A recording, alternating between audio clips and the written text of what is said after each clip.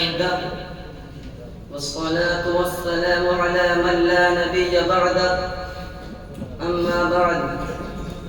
Praise be to Allah.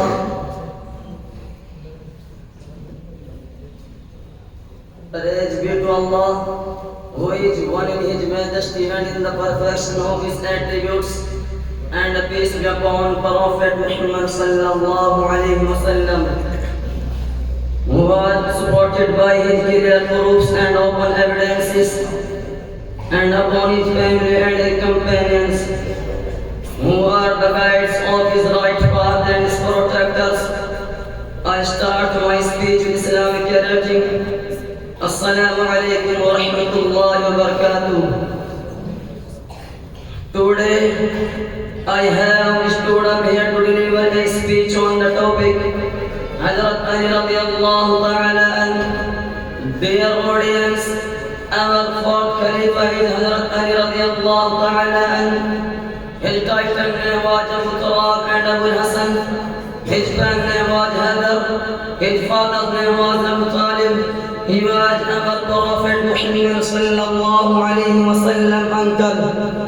He was helpful for our Prophet Muhammad sallallahu alayhi wa sallam in preaching Islamic message to the people of Makkah.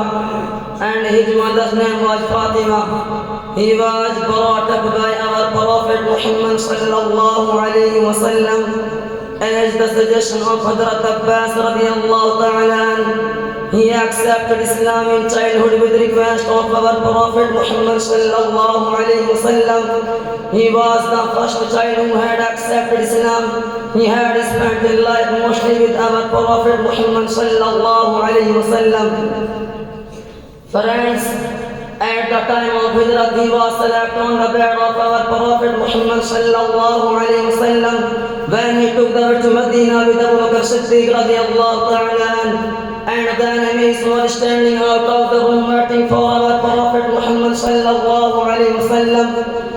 At that time, Hazrat Ali radiyallahu ta'ala anhu was around 22-year-old. He put his life in risk as the command of the Prophet Muhammad sallallahu alayhi wa sallam when he was the adolescence. Then he had committed total transaction of our Prophet Muhammad sallallahu alayhi wa sallam. Then he also left Makkah and he took them for Medina. In second Hijri, he got the honor of being the son-in-law. He got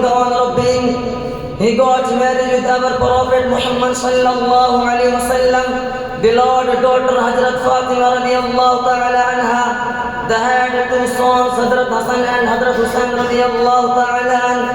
Hazrat Ali was called Abu Turab because one time he had salat and his face was polluted in dust. So our Prophet Muhammad sallallahu alayhi wa sallam said to him, "O Abu Turab, he took the part in most of the battles against disbeliever and played the best role. He killed the leader of Rider Ammar in the battle of Khandaq. He had held the flag in the battles against Banu Qurayza. The Muslims had attacked Banu Sa'd under the leadership of Hazrat Ali radiyallahu ta'ala anhu. In 7th Hijri, the Muslims attacked on Khaybar. Here the strong forts were established by the Jews. So first Abu Bakr radiyallahu ta'ala anhu was assigned to destroy it, but he couldn't do it. Then there was the turn of Hazrat Umar radiyallahu ta'ala anhu. Then our Prophet Muhammad sallallahu alayhi wa sallam said that the day after I would appoint the person who is below me and Allah, and he will conquer it. When the morning has arrived, all persons were waiting for the person's name, and every person had wanted that I was me, but it was the name of Hazrat Ali radiyallahu ta'ala anhu.